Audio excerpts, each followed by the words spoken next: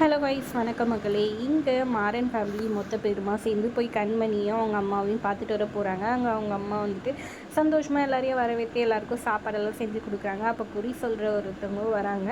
அவங்கள வந்து மஞ்சள் தண்ணி தொளிச்சு வந்துட்டு வீட்டுக்குள்ளே கூட்டிகிட்டு வராங்க. அவங்க வந்துட்டு உங்கள் பொண்ணு வந்துட்டு வயிற்றில் வந்துட்டு இது குழந்தை வச்சிட்ருக்கா.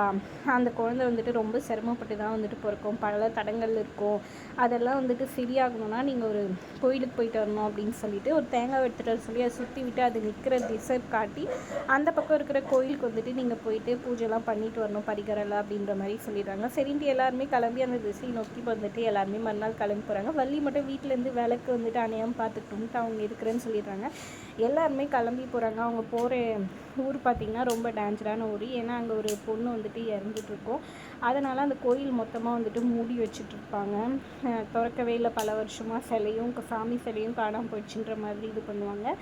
போகிற வழியிலே இவங்க காரும் பஞ்சர் ஆகிடுது. ஒருத்தர் வந்துட்டு இவங்களுக்கு வந்துட்டு அந்த ஊருக்கெல்லாம் போகாதீங்க, அந்த ஊருக்கு போனால் வந்துட்டு என்ன உயிர் பலி ஆகிடும், யாருமே திரும்பி வர மாட்டீங்கன்னு சொல்கிறாங்க. இதனால் எல்லாருமே பயந்து போயிடுறாங்க.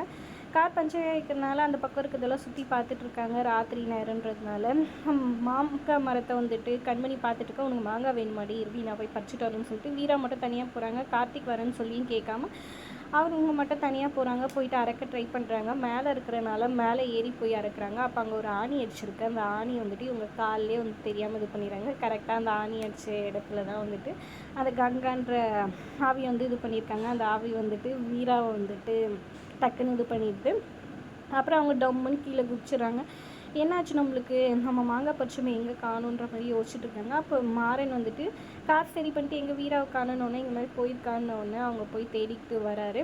என்னாச்சு வீரா அப்படின்னு சொல்லி கேட்க வீரா முகமே மாறி போயிருக்கு. அதை இன்னொருத்தர் கூட வந்தவர் பார்த்துட்டு பயந்து அலறிக்கிட்டு போகிறாரு. என்னாச்சு அவருக்கு, சரி ராத்திரி நேரம் நம்மளை அங்கே பயன்புத்துனாரு, இங்கேயும் வந்து ஏதோ சொல்லிட்டு போகிறாரு நம்ம பயன்புத்துறதுக்காகன்ட்டு வா வீரா போகலான்ட்டு மாறன் கூப்பிட்டுட்டு கிளம்பிடுறாங்க.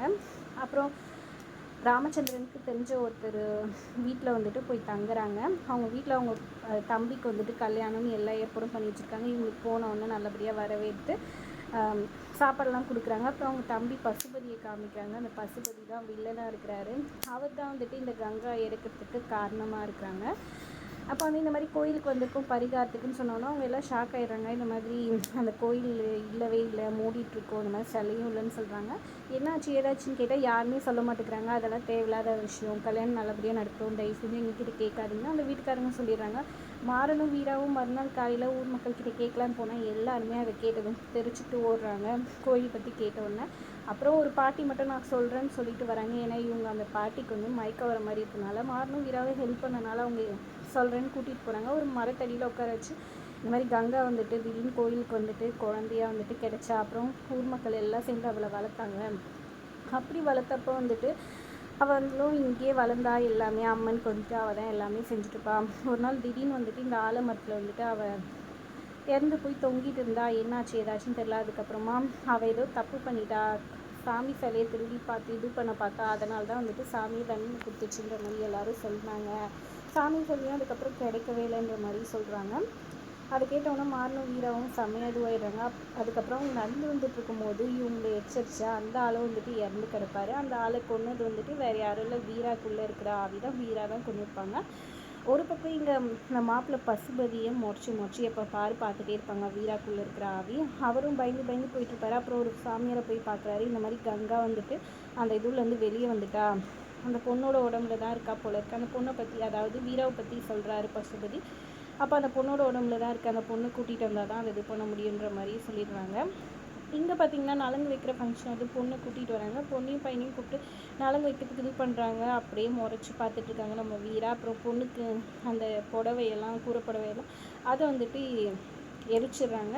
இது இந்த பொண்ணு தான் பண்ணிச்சு, நாங்கள் இருக்கவங்க எல்லாம் சொல்ல அதை கேட்டு வந்துட்டு நான் எதுவும் பண்ணலன்ற மாதிரி வீரா வந்து குளிச்சுட்டு வந்த மாதிரி நடிச்சிடுறாங்க. இன்னொரு பக்கம் பசுபதியை வெளியே கூட்டிகிட்டு போய் கொல்ல பார்க்குறாங்க. ஆனால் அதுக்குள்ளே அங்கே மாறன் வந்துட்டனால ரூமுக்குள்ளே வச்சு கதவு காப்பாக போட்டு வந்துடுறாங்க.